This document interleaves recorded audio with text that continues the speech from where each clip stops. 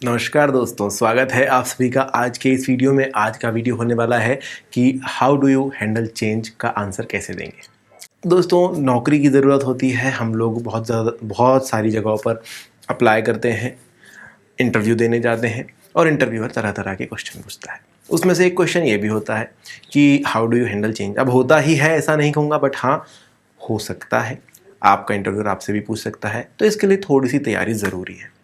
देखिए, स्पॉन्टेनियसली वहाँ पर आंसर देना इजी है, कोई बात नहीं है, लेकिन थोड़ी सी स्टैमरिंग होती है, थोड़ा सा आप हड़बड़ाने लगते हैं, थोड़ा सा आप स्टैमर करते हैं, हिचकिचाते हैं, बोल नहीं पाते हैं। तैयारी रहे, आपको पता रहे कि इस तरीके का जब एक क्वेश्चन होता है तो उसके लिए आप थोड़ा सा सोच समझ कर रख सकते हैं। तो उसी की मैं कोशिश करता हूँ कि आपको ज़्यादा से ज़्यादा क्वेश्चंस तैयार करा दूँ, ताकि जब आप इंटरव्यू देने के लिए जाएँ तो आपसे कोई मिस्टेक ना हो। तो आज के इस क्वेश्चन में कि how do you handle change मैं आपको कुछ डेप्थ बताऊंगा इस क्वेश्चन को कि कैसे क्या समझना है और इंटरव्यूअर आपसे क्यों पूछ रहा है वो बताऊंगा, और फिर रिस्पॉन्सेस बताऊंगा कि क्या आप कह सकते हैं। तो शुरुआत से पहले बस इतना चाहूँगा कि अगर सब्सक्राइब नहीं किया है चैनल अभी तक तो सब्सक्राइब कर लीजिए, ताकि ऐसे वीडियो आप और देख सकें। पहली बात आती है कि ये क्वेश्चन आपसे पूछा क्यों जा रहा है। देखिए, आप जो है एक नई कंपनी ज्वाइन कर रहे हैं, एक नए एम्प्लॉयर के साथ ज्वाइन कर रहे हैं, और हो सकता है कि यहाँ पर नई रिस्पॉन्सिबिलिटीज़ आपके सामने आए। आपको सीखना पड़ेगा ना, नई रिस्पॉन्सिबिलिटीज़ क्या क्या हैं, आपको कैसे हैंडल करना है। कुछ चेंज तो ज़रूर आएगा, एक नया एनवायरनमेंट आपको मिलेगा।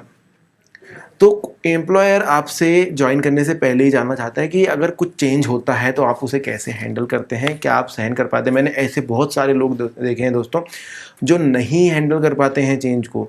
थोड़ी सी भी चेंज अगर हो रही है तो उन्हें प्रॉब्लम होने लगती है, चाहे वो अपने घर की बात क्यों ना हो। तो यही चीज़ है कि एम्प्लॉयर जानना चाहता है आपसे पहले ही, क्योंकि हो सकता है आपका पुरानी कंपनी का वर्क एनवायरनमेंट बहुत अलग था और अभी बहुत अलग है।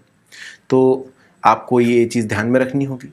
अगला, एम्प्लॉयर ये जानने की कोशिश कर रहा है कि जब इतने सारे चेंजेस होंगे तो आप जो है सही से काम कर पाएंगे या नहीं, सक्सेसफुल हो पाएंगे या नहीं अपने हर एक काम में। आपको टास्क बहुत सारे दिए जाएंगे। शुरुआत में कंपनीज आपके ऊपर थोड़ा सा काम का लोड कम रखती हैं, लेकिन धीरे धीरे वो बढ़ते जाता है। चेंज से अगर आपको प्रॉब्लम है तो आप वो थोड़ा काम भी नहीं कर पाते हैं। तो यही एम्प्लॉयर अभी जानना चाहता है, क्योंकि उन्हें पता है कि भाई अगर ये कर पाया तो ठीक है, वरना उनका बहुत सारा टाइम और पैसा वेस्ट हो जाएगा। और एम्प्लॉयर ये भी जानना चाहता है कि अगर आपको अलग अलग ड्यूटीज़ दी जाती है, क्योंकि कई बार होता है दोस्तों, आपकी जॉब में नए नए टास्क आपके सामने आते रहते हैं, तो आप कैसे उसे हैंडल करेंगे, क्योंकि आपकी हर समय जो जॉब है वो चेंज हो रही है, समझिए ना इसको। एक तो आप सेम जॉब करिए, लेकिन साथ में कुछ एक्स्ट्रा ड्यूटीज़ भी आपको निभानी पड़ रही हैं, तो आपको थोड़ी प्रॉब्लम हो सकती है। तो इसीलिए एम्प्लॉयर पहले ही क्लियर करना चाहता है कि भाई आप कर पाएंगे या नहीं कर पाएंगे।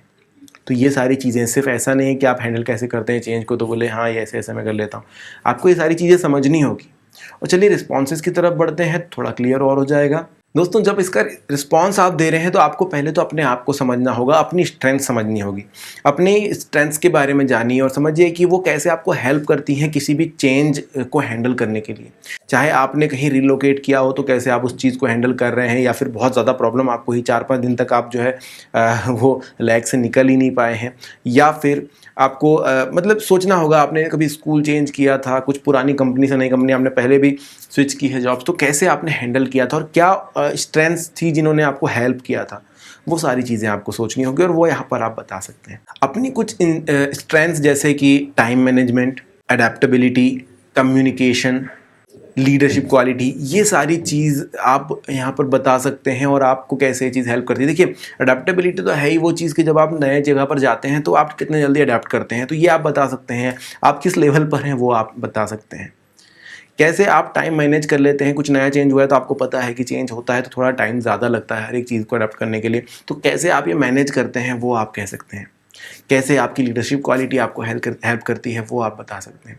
कम्युनिकेट करते हैं लोगों से और जल्दी से घुलने मिलने की कोशिश करते हैं, वो भी आप यहाँ पर शेयर कर सकते हैं। तो ये कुछ पॉइंट्स हैं जो कि आपको देने हैं। अगली बात, जैसा कि मैंने शुरुआत में कहा कि अपने जो एक्सपीरियंसेस हैं वो सबसे ज़्यादा मायने रखते हैं। तो आपने पुरानी कंपनी स्विच करी थी, वो एक्सपीरियंस बताइए। आपने स्कूल कॉलेजेस चेंज किए थे, वो एक्सपीरियंसेस बताइए। तो जब आप ये चीज़ बताते हैं तो एम्प्लॉयर को एक सबूत मिलता है, एक भरोसा मिलता है कि आप यहाँ पर भी जो है जल्दी से घुल मिल जाएंगे और अपने काम को पूरे पूरे शिद्दत के साथ करने वाले हैं। आपको थोड़ा प्रॉब्लम नहीं होने वाला, ज़्यादा समय नहीं लगने वाला यहाँ पर सेटल होने के लिए। आप जब भी बता रहे हैं कि लास्ट टाइम आपने कैसे स्विच किया था या स्कूल कॉलेज के बाद जॉब शुरू करी तब क्या परिवर्तन हुए और कैसे आपने उसे मैनेज किया है, कैसे आउटकम निकला है, वो चीज़ बताते हुए आप एम्प्लॉयर को थोड़ा और भरोसा दिलाते हैं। तो ये चीज़ ज़रूर यहाँ पर रखनी है, अपने रिस्पॉन्स में ये चीज़ ज़रूर डालनी है कि ये चीज़ें आपने करी थी, टाइम मैनेज इस प्रकार से किया था, ऐसे लोगों से मिले थे, कैसे सॉल्व करना है वो चीज़ें अपने एक्सपीरियंसेस शेयर कीजिए। क्या टेक्निक्स यूज़ करी है आपने वो बताइए, और अगर आपके लिए ईजी है तो कोई बात ही नहीं।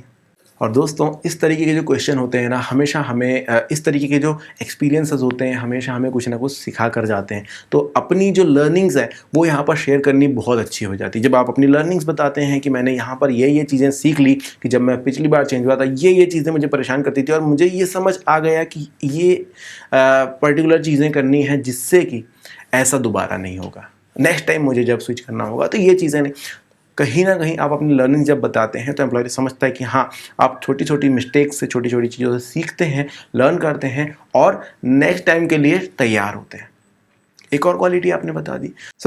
हर एक क्वेश्चन को दोस्तों एक अपॉर्चुनिटी की तरह देखेंगे और उसका आंसर उस तरीके से फ्रेम करेंगे। अब देखिए फ़र्क क्या है, अगर आप तैयारी नहीं करते हैं पहले तो आप वहाँ पर जो भी आंसर देंगे वो उसमें आप इतनी सारी चीज़ें सम्मिलित नहीं कर पाएंगे, तुरंत जो दिमाग में आया वो चीज़ कहेंगे। लेकिन अगर आपकी थोड़ी तैयारी है तो आपका जो आंसर होगा वो उनके बहुत सारे सवालों का जवाब देगा और आपको जो है बहुत ही एक अच्छा कैंडिडेट बनाने में साबित होगा। आई होप मैंने आपका आज ज़रूर हेल्प की होगी। अगर आपकी हेल्प हुई है तो लाइक कीजिएगा, कमेंट सेक्शन में बताइएगा वीडियो कैसा लगा और सब्सक्राइब ज़रूर कीजिएगा।